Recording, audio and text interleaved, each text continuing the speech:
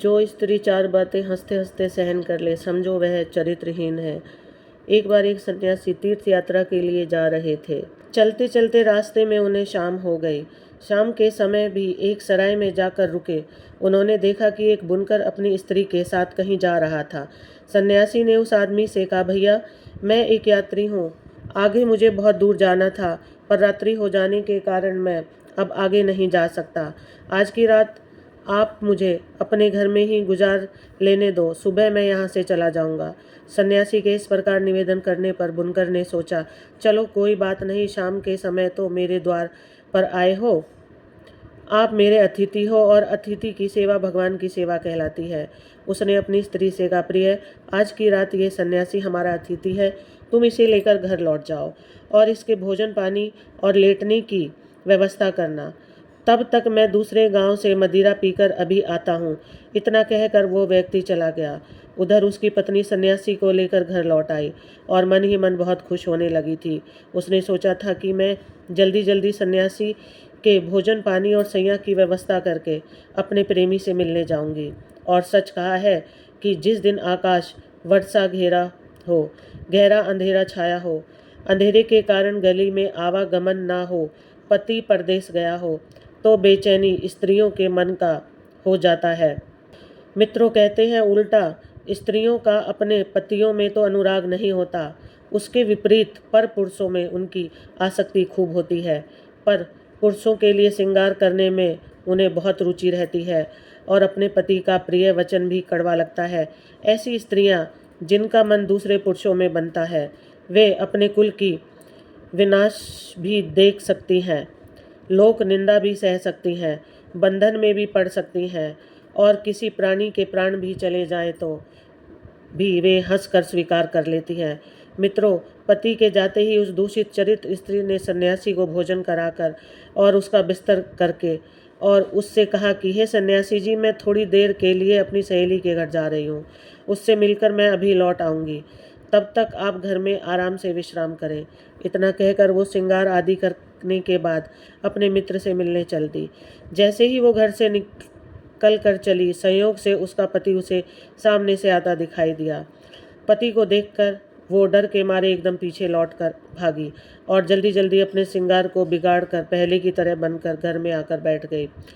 उसका पति नशे में धुत था, फिर भी उसने समझ लिया कि उसकी स्त्री उसे देखकर लौट कर क्यों भागी, और थोड़ी देर पहले तो वो उसे साधारण वेशभूषा में छोड़कर गया था, पर इतनी जल्दी यह श्रृंगार करके आभूषण पहनकर कहाँ जा रही थी। वो उसकी कुटिल मंशा को समझ गया, क्योंकि उसकी शिकायत है वो लोगों के मुख से पहले भी सुनता आ रहा था। उसने घर में घुसते ही क्रोध भरी नज़रों से उसे देखते हुए उससे पूछा, हे दुष्टा, तू इस समय कहाँ गई थी? पत्नी कहने लगी, कैसी बात करते हो, मैं भला कहाँ जाऊंगी?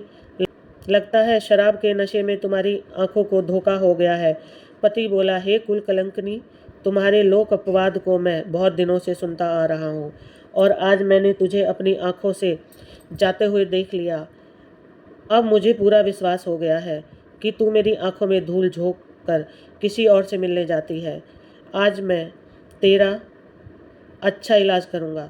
मित्रों, इतना कहकर उस बुनकर ने अपनी स्त्री को खूब डंडों से पीटा और उसे घर के खंभे से बांध कर खड़ा कर दिया। शराब के नशे में धुत होने के कारण वो भी जाकर सो गया। उधर एक नाइन उसकी सहेली थी। जब उसने उसके पति को शराब के नशे में सोते हुए देखा तो मौका पाकर वो अपनी सहेली से मिलने गई और बोली, हे सखी, देवदत्त तुम्हारा मित्र तुम्हारी प्रतीक्षा कर रहा है, तुम शीघ्र उसके पास जाओ, वो बहुत गुस्से में है। दुष्ट स्त्री कहने लगी, सहेली, बात तो तुम्हारी ठीक है, पर मैं इस समय कठिन बंधन में जकड़ी हुई हूँ, मैं वहाँ कैसे जा सकती हूँ? और दूसरी और मेरा पापी पति पास में ही पड़ा है, अब तू ही बता मैं क्या करूं? नाइन कहने लगी, तू चिंता मत कर, तेरा पति शराब के नशे में धुत है, यह सुबह से पहले नहीं जागेगा। मैं एक काम करती हूँ, तेरा बंधन खोल कर तेरी जगह मैं बंध कर खड़ी हो जाती हूँ, तू अपने मित्र से मिलकर शीघ्र मेरा बंधन आकर खोल देना। नाइन की बात उसे अच्छी तरह समझ आ गई। उसने वैसा ही किया। उसने अपनी सहेली नायन को अपने स्थान पर बांध कर खड़ा कर लिया और स्वयं अपने मित्र के पास चली गई। इधर क्या हुआ? उसका शराबी पति नींद से जागा। नशा कम हो जाने के कारण उसका गुस्सा भी कम हो चुका था। बुनकर कहने लगा, देख, आज के बाद तू बाहर जाना छोड़ देगी और मुझसे कठोर वचन बोलना भी छोड़ देगी तो मैं आज तेरा बंधन खोल सकता हूँ। पर उस बेचारे को क्या मालूम था कि जिससे मैं बंधन खोलने की बात कर रहा हूँ वह मेरी स्त्री नहीं बल्कि उसकी सहेली नायन है। आवाज़ पहचान जाने के कारण नायन ने उसकी बात का कोई जवाब नहीं दिया। बुनकर ने फिर वही बात दोहराई, पर वो फिर भी कुछ नहीं बोली। उसको निरुत्तर देख बुनकर को फिर गुस्सा चढ़ा। उसने गुस्से में एक धारदार हथियार से उसकी नाक काट डाली और उसे गाली देता हुआ फिर सो गया। इधर वो सन्यासी ये सारी कहानी देख रहा था। उधर काफ़ी देर के बाद जब बुनकर की स्त्री लौट कर आई तो उसने नायन से पूछा, अजी सहेली, तू ठीक तो है? मेरे जाने के बाद यह पापी जागा तो नहीं? नायन बोली, बहन तू ऐसा कर मेरा बंधन खोल। तेरे पति ने तो तेरे धोखे मेरी नाक काट डाली। बुनकर की स्त्री ने अपनी सहेली का बंधन खोला और उसे उसके घर भेज दिया। कटी हुई नाक लेकर वह अपने घर पहुंची और चुपचाप चारपाई पर लेट गई। मित्रों, इधर थोड़ी देर के बाद बुनकर फिर नींद से उठा और अपनी स्त्री से बोला, हे दुष्ट स्त्री, तू बोलती है या अब की बार तेरे कान भी काट डालूं? बुनकर की स्त्री जोर से चीखती हुई बोली, अरे मूर्ख, तुझे धिक्कार है। मुझ जैसी सती को नाक काटने वाला और मुझे बदनाम करने वाला इस दुनिया में भला कौन हो सकता है? स्वांग रचते हुए बुनकर की स्त्री कहने लगी, देवताओं, यदि आप देख रहे हो, सह सूर्य, चंद्रमा, अग्नि, कुबेर, बरोद, इंद्र, धरती, आकाश, पाताल और धर्म, यदि तुम्हारी नज़रों में मैं पवित्र हूँ, मैंने मन से भी दूसरे पुरुष की इच्छा ना की, तो देव करो मेरी नाक को पहले की तरह फिर से सुंदर बना दो। यदि मेरे मन में पर पुरुष का झूठा भी चिंतन हो तो आप मुझे जलाकर भस्म कर दो। इतना कहकर वो दुष्ट स्त्री अपने पति से बोली, हे मूर्ख आदमी, देख, मेरे सतीत्व की शक्ति से मेरी नाक फिर से ठीक हो गई। मित्रों, पत्नी की बात सुनकर बुनकर हाथ में मसाल लेकर अपनी पत्नी की नाक देखने लगा। उसने देखा कि पत्नी की नाक पहले की तरह ज्यों की त्यों है और जमीन पर देखा तो बहुत सारा रक्त पड़ा था। एकदम भयभीत हो उठा। डर के मारे उसने अपनी पत्नी का बंधन खोल दिया और उसे चारपाई पर बैठाकर नाना भात से उससे क्षमा मांगने लगा। वो इसे चमत्कार समझकर वह अपनी स्त्री को देवी की बात समझने लगा, परंतु इस रहस्य की बात तो वो सन्यासी भली भांति समझ रहा था जो उस रात बुनकर के घर में रुका था। वह सन्यासी पूरी रात जाग कर उनका यही तमाशा देखता रहा। सोचने लगा, धन्य है त्रिया चरित्र की लीला। दोस्तों, स्त्रियां हंसते हुए पुरुष के साथ समय देखकर हंसती हैं, रोने वाले के साथ रोती हैं तथा जो उन्हें पसंद नहीं उनके साथ मीठी मीठी बातें करके उस बस में रखती हैं। ऐसी स्त्रियों की बातों में अमृत और मन में हलाहल विष भरा होता है। कहते हैं, कामी पुरुष इसी अल्प सुख के लिए ठग जाता है।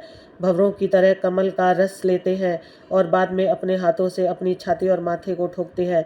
यह सब सोचते सोचते सन्यासी की रात बड़ी मुश्किल से कट गई। इधर नकटी नायन ने सोचा कि रात को कट गई, अब मैं अपने पति को क्या जवाब दूंगी, कौन सा यत्न करूं कि यह भेद को उजागर ना होने दूं। वो ये सब सोच ही रही थी कि इतने में उसका पति नाई, जो काम की तलाश में राजा के महल में गया था, सुबह सुबह लौट कर आया और लोगों की हजामत बनाने के लिए नायन से अपने हजामत बनाने वाले औजार की पेटी मांगने लगा। परंतु नायन क्या किया, वह अपने भेद को छुपाने के लिए पहले से तैयार बैठी थी। उसने पेटी में से एक छुरा निकालकर नाई की ओर फेंक दिया। नाई ने देखा कि इसने पेटी की जगह एक छुरा मुझे दिया है, तो वो भी फेंक कर तो उसने वह छुरा नायन की ओर गुस्से में फेंकते हुए बोला, ये छुरा तेरी पेटी में रख कर पूरी पेटी ही मुझे दे दो। जैसे ही छुरा नायन की ओर फेंका, नायन को मौका मिल गया।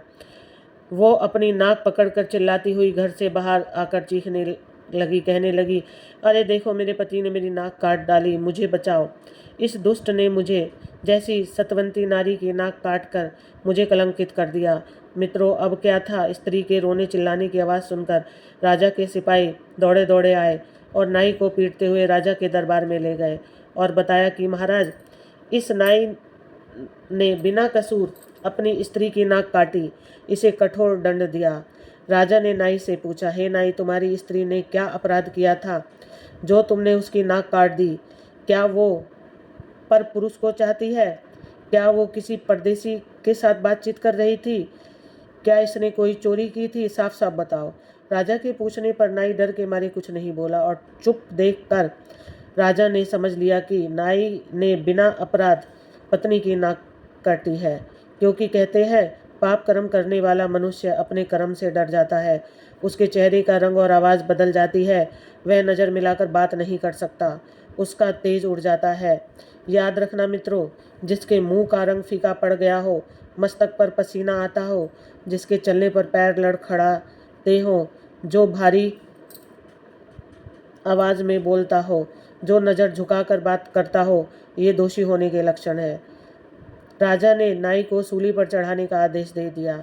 राजा के सिपाही बेचारे निर्दोष नाई को सूली पर चढ़ाने के लिए ले जाने लगे। उधर उसी सन्यासी ने देखा कि आज एक बेकसूर नाई स्त्री के झूठे आरोपों के कारण मारा जा रहा है, तो वो अपने आप को रोक नहीं पाया। वो एकदम से भागता हुआ राजा के दरबार में पहुंचा और बोला, हे महाराज, अन्याय हो रहा है। यह गरीब नाई बिल्कुल निर्दोष है। इसकी स्त्री ने त्रिया जाल रचकर इसे फंसाया है। अब तो सन्यासी ने बुनकर के घर की रात वाली घटना पूरी राजा को सुना दी। राजा ने सन्यासी की बात सुनकर तुरंत बुनकर को बुलाया और नाक काटने वाली बात पूछी तो बुनकर ने भी बताया कि रात में उसने अपनी स्त्री के धोखे ही शायद इस स्त्री की नाक काट दी। राजा ने नाई को तो छोड़ दिया, बुनकर और नाई की स्त्री के नाक कान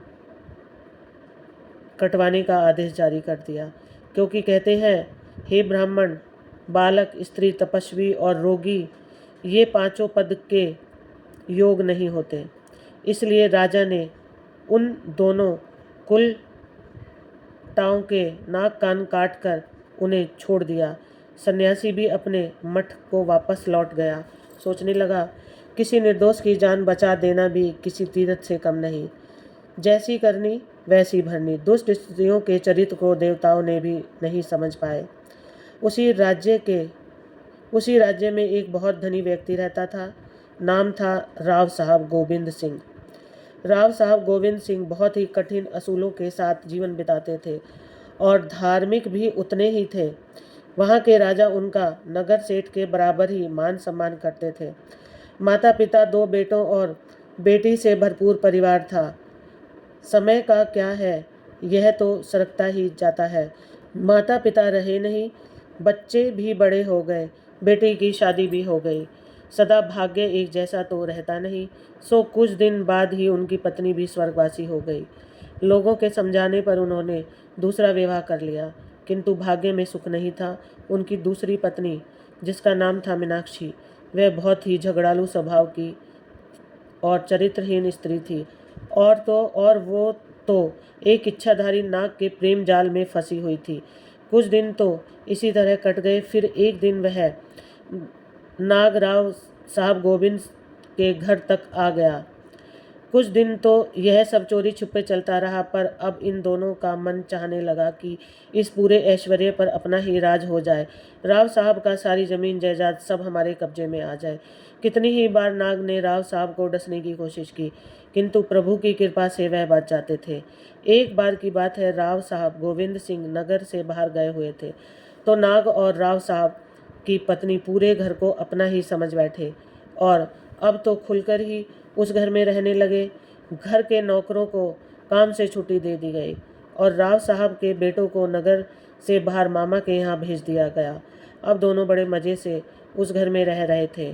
फिर एक दिन अचानक राव साहब की पत्नी को याद आया कि 1-2 दिन में राव साहब वापस आने वाले हैं। पूर्णिमा जो आने वाली थी, राव साहब से एक दिन पहले चंपा के बाग में चले जाते हैं और वहीं डेरा डालकर रहते हैं और अगले दिन पूर्णिमा के दिन सवेरे स्नान ध्यान के बाद ब्राह्मण भोज करवा कर ही वापस आते हैं। उस समय उनके साथ केवल एक रसोइया ही होता था जो उनके और ब्राह्मणों के लिए भोजन का इंतजाम करता था। अब तो नाग और राव साहब की पत्नी ने एक योजना बनाई कि सवेरे सवेरे जब राव साहब स्नान करने के लिए नदी पर जाएंगे तो वह अपने वस्त्र उतार कर नदी के किनारे रख देंगे। तभी नाग उनके कपड़ों में छिप जाएगा और अवसर पाकर उन्हें डस लेगा। यह योजना बनाकर राव साहब के आने से पहले ही नाग उनके घर से चला गया। उधर राव साहब तो हमेशा की तरह पूर्णिमा वाले दिन स्नान करने के लिए जैसे ही नदी में गए, नाग उनके कपड़ों में छुप कर बैठ गया और अवसर देखने लगा कि जब राव साहब आएंगे और कपड़े पहनेंगे तो मैं उसे डस लूँगा, किंतु इसे नाग का दुर्भाग्य कहें या राव साहब का सौभाग्य। राव साहब ने जैसे ही अपनी धोती उठाकर अपनी आदत के वश उसे फटकारा, जोर से झटका, नाग फट से जमीन पर गिर पड़ा। अब कोई डरपोक व्यक्ति होता तो शायद भौंकराते नाग को देखकर अपने होश खो बैठता, लेकिन यहाँ थे राव साहब गोविंद सिंह। वे वीर राजपूत थे। उन्होंने अपनी लाठी से ही उसका काम तमाम कर दिया और उसे वहीं एक पेड़ पर टांग दिया। अपना सारा काम समाप्त करने जब वह घर आए तो उनकी पत्नी ने हैरानी से पूछा, आप आ गए? तो राव साहब ने जवाब दिया, हाँ मैं आ गया। क्या हुआ? तुम मुझे इतनी हैरानी से क्यों देख रही हो? कुछ होने वाला था क्या? प्रश्नों की झड़ी लगा दी राव साहब ने। वह चरित्रहीन थी, इतना तो राव साहब भी उसे जानते थे, पर आज उसके इस तरह हैरान होकर आप आ गए, ऐसा पूछने पर राव साहब को बहुत ही बुरा सा लगा। अरे नहीं नहीं, तो बस जब से आप चंपा जी के बाग गए हो मेरा मन बहुत बेचैन हो रहा था। ऐसा लग रहा था कि जैसे कुछ अनिष्ट होने वाला है। मेरा मन बार बार घबरा रहा था। इतना कहकर मीनाक्षी ने अपने चेहरे का पसीना पोंछा। अच्छा, इतनी फिक्र करती है आप हमारी? वैसे आप सही कह रही हैं, आज तो हम सीधे मौत के मुंह में चले जाते, पर हमने मौत को भी हरा दिया। क्या मतलब? पत्नी ने चौंक कर पूछा। जब मैं नहा रहा था तभी एक जहरीला नाग मेरे कपड़ों में छुप कर बैठ गया, और तुम्हें तो पता ही है कि मैं कपड़े पहनने से पहले उन्हें फटकारता हूँ। फिर क्या हुआ? पत्नी ने हैरानी से पूछा। क्या होता? जैसे ही मैंने कपड़े फटकारे वह फट से नीचे गिर पड़ा और मारा गया। किसने मारा उसे? यह सुनकर मीनाक्षी के चेहरे की हवाइयाँ उड़ने लगी। मैंने मारा, और कौन था जो उसे मार सकता था? वह बड़ा ही विशाल और जहरीला था, पर हमारे पास बाजुओं की ताकत अभी कम नहीं हुई है। हाँ, वह तो, राव साहब ने थोड़ा सा नकली मुस्कुराते हुए कहा। फिर क्या हुआ? फिर क्या होता? मार कर उसे वहीं पेड़ पर लटका दिया। राव साहब तो अपने कमरे में चले गए, पर मीनाक्षी पूरी रात विलाप करती रही। अगले दिन वह राव साहब से छिपते हुए बाग में गई और नाग को देखकर फूट फूट कर रोने लगी। फिर उसने अपने आंसू पोंछ दिए और क्रोध में भरकर बोली, मेरे नाग, मैं इस राव साहब से तुम्हारी मौत का बदला जरूर लूँगी। और नाग की अस्थियों के 4 कांटे निकाल कर ले गई। उसने एक कांटा तो राव साहब की पगड़ी में और दूसरा राव साहब के पलंग में छिपा दिया। एक पलंग के पास रखे हुए स्टूल, जिसे पुराने ज़माने में मछिया कहा जाता था, उसमें छिपा दिया। एक कांटा कमरे में जलने वाले दिए में रख दिया। पुराने समय में दिए की रोशनी के लिए जलाए जाते थे, सो उसी में डाल दिया और राव साहब के घर वापस आने का इंतज़ार करने लगी। शाम को राव साहब घर वापस आए तो उनसे बातों ही बातों में कहने लगी, अच्छा यह बताइए, आपको अपनी अकल पर कितना भरोसा है? अगर मैं आपसे एक पहेली पूछूं तो क्या उसका उत्तर दे सकते हैं? यह सुनकर राव साहब खुश होते हुए बोले, हाँ हाँ पूछो। वैसे भी मैं आज बहुत खुश हूँ। एक तो मैं सुबह मौत के मुंह से बच गया, और दूसरा आज सौदे में काफ़ी अच्छा मुनाफा हुआ है। नहीं नहीं, ऐसे नहीं, शर्त है कि पहले एक उत्तर अधिक से अधिक 15 दिनों में देना है, अन्यथा 16वें दिन सुबह होते ही मैं आपको मार डालूंगी। और अपनी दूसरी शर्त यह है कि इस पहेली को तुम खुद ही सुलझाओगे, किसी की मदद नहीं लोगे। और तीसरी शर्त यह है कि आपके मरने के बाद आपकी सारी संपत्ति मेरी हो जाएगी। राव साहब यह सुनकर चौंक पड़े। उन्हें बिल्कुल भी यकीन नहीं था कि एक पहेली के लिए यह मेरी जान लेने की बात कह देगी, पर फिर भी राव साहब ने विषय की गंभीरता की ओर ध्यान दिए। बिना ही हाँ कह दिया। किंतु यह क्या पहेली सुनते ही तो उनके होश उड़ गए। जानते हैं पहेली क्या थी? यह तो पहले ही कहा जा चुका है कि वह एक चरित्रहीन स्त्री थी। उसके मन में तो अपने प्रेमी के कातिल से बदला लेने की बात चल रही थी। उसने नाक की अस्थियों को छुपाई गई जगह को जोड़कर पहेली बना दी। पहेली थी, पिया खटिया पिया मचिया, पिया सिर की पगिया, पिया जले समसिया सारी रतिया दिया जले। बगिया राव साहब गोविंद सिंह ने पहेली का उत्तर सोचने में अपनी सारी शक्ति लगा दी। सारा दिन सारी रात चिंता में ही बीत जाती थी। बेटे कहते, पिताजी कोई परेशानी हो रही है तो वैद्य को दिखा लो, दवाई ले लो। राव साहब अंदर ही अंदर घुलते जा रहे थे, पर वह किसी से कुछ कह भी नहीं सकते थे। इन्हीं परेशानियों में 14वां दिन भी बीत गया, पर उन्हें कुछ समझ नहीं आ रहा था। अब राव साहब ने सोचा कि एक औरत की चाल में फंसकर जान गंवाने से अच्छा है कि मैं यहाँ से कहीं दूर चला जाऊँ। यही सोचकर किसी ने कुछ कहे बिना वह घर से निकल गए। दिन तो बीत गया, किंतु रात को बेटे परेशान हो गए। जब सौतेली माँ से पूछा तो पिताजी कहाँ हैं, तो वह नकली दिखावा करते हुए उन्हीं पर चिल्ला पड़ी। इतने बड़े हो गए हो, माँ बाप का ध्यान भी नहीं रखते। ना जाने मेरे पति कहाँ गए होंगे, कैसे होंगे। और यह कहकर जोर जोर से विलाप करने लगी, पर मन ही मन सोच रही थी कि अच्छा हुआ जो मुंह छुपाकर भाग गया, नहीं तो मुझे यहाँ सबके सामने मारना पड़ता तो सब लोग मुझसे नफरत करने लगे जाते। उसके जवान बेटे हो रहे हैं, क्या पता मुझे घर से निकाल देते। अब तो नाक का भी सहारा नहीं रहा। इधर राव साहब तो जैसे अपने होशो हवास खो बैठे थे, बस चलते ही जा रहे थे, बिना यह जाने कि नगर तो क्या वह तो अपने राज्य की अंतिम सीमा पर आ पहुँचे। वहीं बने हुए कुएं के पास जाकर वहीं रखी बाल्टी से रस्सी की मदद से पानी निकालकर ढेर सारा पानी पी गए। सुबह से खाली पेट थे, तो अचानक ढेर सारा पानी पीने की वजह से उन्हें चक्कर आ गया और वहीं बेहोश होकर गिर पड़े। अब ऐसी विधि का विधान कहे या राव साहब गोविंद सिंह की अच्छी किस्मत, या फिर उस चरित्रहीन स्त्री की बदकिस्मती, जो भी इस कुएं पर सारे राज्य की घर की लक्ष्मी रात को इकट्ठा होती और एक दूसरे से बात करती और फिर ब्रह्म मुहूर्त में अपने लोक को चली जाती है। तो सारी लक्ष्मी वहाँ पर इकट्ठा होकर बातें कर रही थी। वह अपनी एक सखी को लेकर चिंतित थी कि 13 दिन हो गए वह आती नहीं, ना जाने क्या बात है। तभी दूर से कोई आहट सुनी, वह चौंक पड़ी।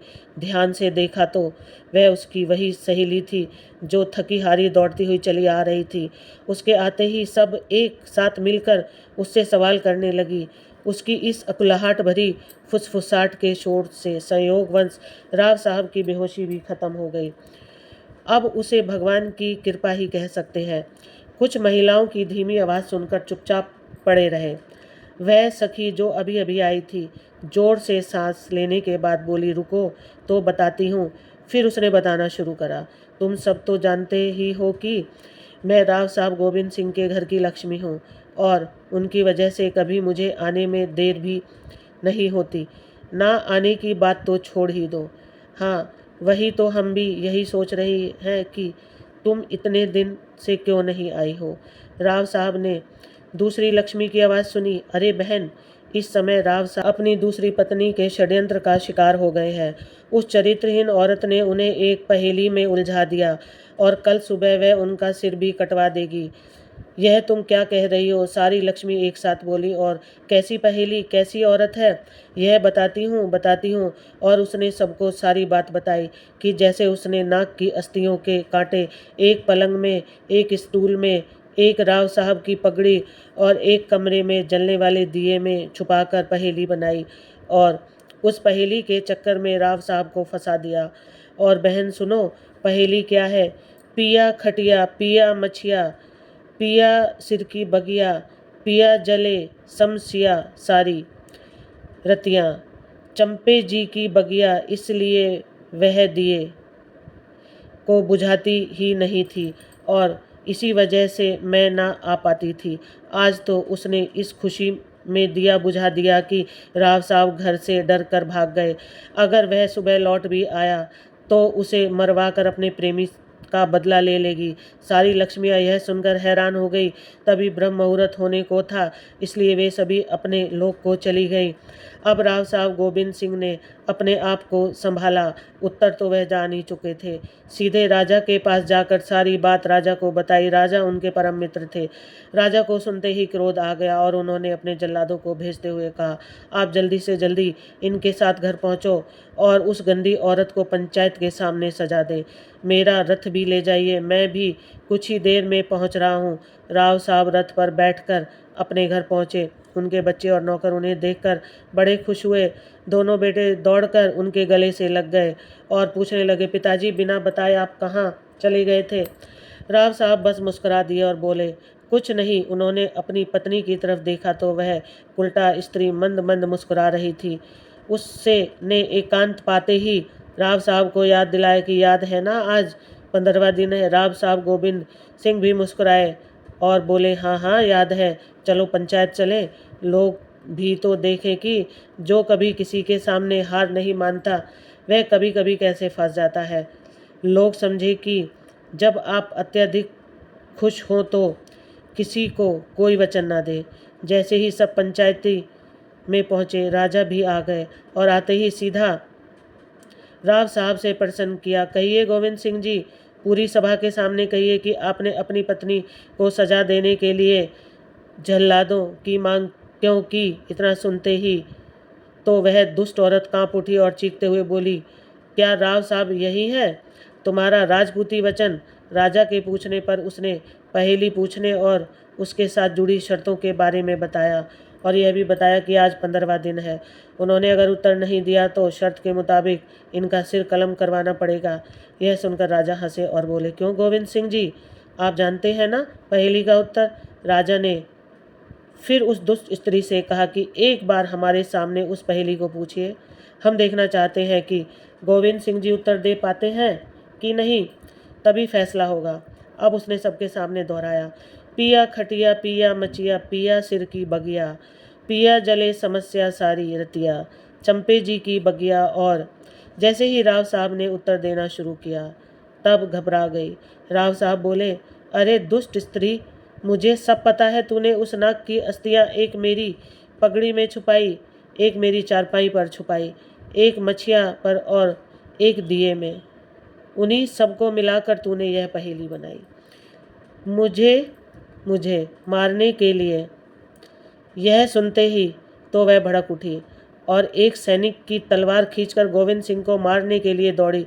लेकिन तभी राजा ने जल्लादों को इशारा किया कि इस औरत की गर्दन धड़ से उड़ा दो। जल्लाद ने एक ही बार में उसकी गर्दन धड़ से उड़ा दी। उसका अंत वही हो गया। सच ही कहा है, किसी ने षड्यंत्र चाहे कितना भी गहरा हो, किसी न किसी तरह बाहर आ ही जाता है। अब मित्रों जानिए, जिस स्त्री के अंदर ये 4 अवगुण होते हैं वह स्त्री वह चरित्रहीन होती है। पहली स्त्री मीठी जबान, जहरीला मन, जो हर किसी से मीठा बोलती हो, सबकी सेवा करती दिखती हो, लेकिन जैसे ही कोई पीठ फेरता हो वो उसी की बुराई करने लगती है। कई परिवारों में झगड़े लगवाए वह स्त्री चरित्रहीन होती है। जो औरत 2 चेहरों से बोलती है वो समाज में जहर घोलती है। यही चरित्रहीनता है। दूसरी स्त्री नेत्रों की माया, जो स्त्री अपनी नज़रों में पुरुषों को लुभाती है और फिर खुद को पीड़ित बताती है, वह चरित्रहीनता की सबसे खतरनाक शक्ल होती है। तीसरी स्त्री बोलियों की व्यापारी, जो औरत अपनी शरीर, वाणी या सेवा को सौदेबाजी का सामान बना ले, वह चरित्र की मर्यादा को बेच चुकी होती है। चौथी स्त्री धर्म का मुखौटा, पाप का मार्ग, जो स्त्री धर्म का लबादा ओढ़कर अधर्म करे वो सबसे खतरनाक और चरित्रहीन होती है। स्त्री की सुंदरता उसकी वाणी, वस्त्र या शरीर में नहीं बल्कि उसकी नीयत, नैतिकता और निष्ठा में होती है। चरित्रहीन स्त्री वो है जो दिखावे में देवी और कर्मों में दानव हो। मूल संदेश, जो स्त्री पीठ पीछे जहर घोले, जो आँखों से बहकावा करे, जो सेवा या प्रेम का सौदा दे, जो धर्म का चोला ओढ़े और अधर्म में लिप्त हो, वही स्त्री असली चरित्रहीन है। तो मित्रों, कैसा लगा आज की यह ज्ञानवर्धक कहानी? हमें कमेंट में ज़रूर बताएं। जय श्री कृष्ण, जय राधे राधे।